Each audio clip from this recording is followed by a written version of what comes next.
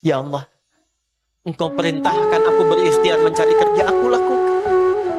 Engkau perintahkan mengeluarkan keringatku dengan cara yang halal, aku kerjakan ya Allah. Engkau perintahkan aku jauhi yang Engkau larang, aku lakukan ya Allah. Sekarang aku telah berikhtiar, dari sejak keluar aku telah menunaikan sholat subuh seperti yang Engkau maha mengetahui.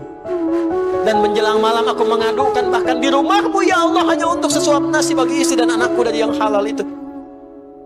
Aku telah melakukan apa yang Kau perintahkan. Aku hanya memohon apa yang telah Kau janjikan. Kalau dengan semua ikhtiar yang aku kerjakan sampai detik aku bersujud di hadapan-Mu di rumah-Mu ini belum Kau kabulkan, mohon tunjukkan kepadaku di malam ini ya Allah, dengan cara apa lagi mesti aku memohon kepadamu.